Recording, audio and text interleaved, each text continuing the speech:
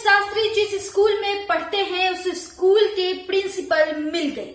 आपके सोचने से पहले लिख देती हैं, आपके मोबाइल का पासवर्ड तक जान जाती है। एंकर श्वेता सिंह के बचपन का नाम बिना कहे खोल देती हैं। रूबिका लियाकत का मन में कौन सा गाना गुनगुनाती है उसे सब पता होता है। वह दिल्ली में बैठकर अयोध्या तक जानती हैं। महंत जी की कुंडली मिनटों में बताती हैं। कौन है वह 33 साल की महिला माइंड रीडर जो धीरेन्द्र शास्त्री से भी बड़ी जादूगर पर्चे लिखने वाली सीजन में अब की बार बाबा नहीं एक बेटी की चर्चा सबसे ज्यादा है। मतलब यह समझ लीजिए राहुल पीएम कब बनेंगे कि नहीं, मोदी 24 में जीतेंगे या नहीं, राहुल की शादी होगी तो कब होगी, यह सारा जवाब कोई जाने या ना जाने सुहानी शाह जान सकती हैं। कौन है यह सुहानी शाह जो धीरेन्द्र शास्त्री के तरह 3 दिनों से टीवी पर छाई हुई है। आपके मन में जो गाना चल रहा है उसे बोल का पता पहले ही लगा लेती हैं।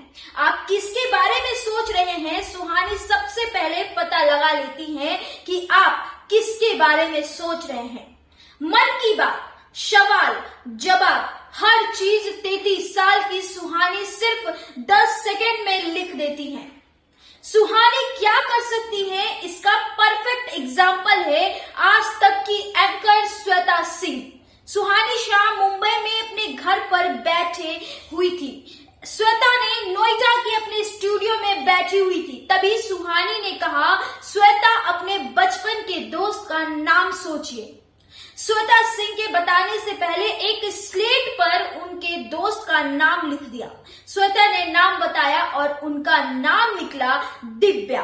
वह ठीक वही नाम था जो सुहानी ने उनके बताने से पहले स्लेट पर लिख डाला था। एबीपी न्यूज पर एक महंत जुड़े थे जिनका नाम राजू दास था। एंकर रूबिका से एक दर्शक ने पूछा, राजू दास से पूछिए वह संत कब बने। फिर सुहानी ने राजू दास से कहा, आप मन में वही साल सोचिए। महंत ने बताने से पहले सुहानी ने वह साल को स्लेट पर लिख डाला। वह साल था 1994। महंत से रूबिका लियाकत ने पूछा, महंत जी वह साल कौन सा था जब आप संत बने। जवाब आया 1994। सुहानी यहाँ भी सही थी। धीरेन्द्र शास्त्री बिना बताए मन की बात पर्चे पर लिख देते हैं। ठीक उसी तरह सुहानी शाह भी बिना बताए आपके मन में क्या चल रहा है वह सब जान जाती है और वह लिख देती है। सुहानी शाह के पास जो आदमी फोन का पासवर्ड सोचता है वह उसे भी पता लगा लेती है। सुहानी दावा करती है यह कोई चमत्कार नहीं है, ना ही कोई जादू टोना है और ना ही कोई टोटका है, बस यह सिर्फ एक कला है। सुहानी शाह का जन्म 29 जनवरी 1990 में राजस्थान के उदयपुर में हुआ था।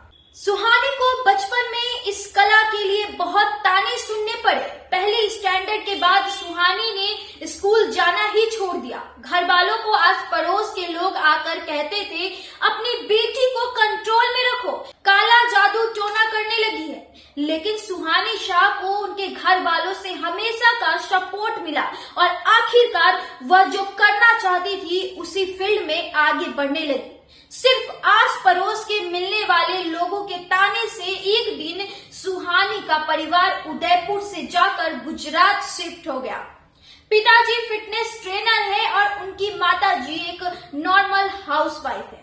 गुजरात में ही पहली क्लास तक की पढ़ाई लिखाई हुई थी उनकी, वहीं पर उन्होंने इस कला का महारत भी हासिल की थी।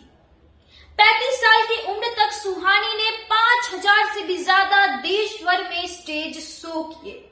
वह यह दावा भी करती हैं कि धीरेन्द्र शास्त्री जितना कर सकते हैं उससे ज्यादा एक कलाकार जानता है। जी हाँ, सुहानी शाह का यह सबसे बड़ा दावा है।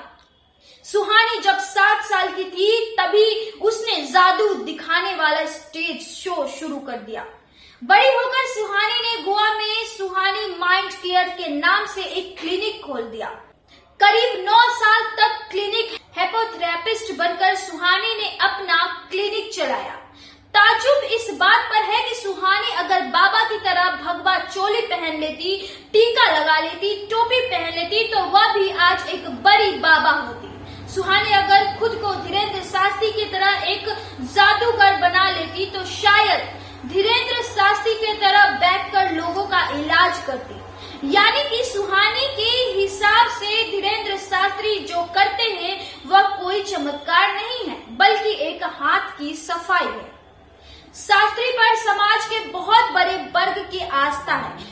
बहुत से लोग ऐसे जो सुहानी के बाद से इत्तेफाक रखते हैं, मतलब विज्ञान और चमत्कार के बीच एक टकरार की हालात पैदा हो गए हैं।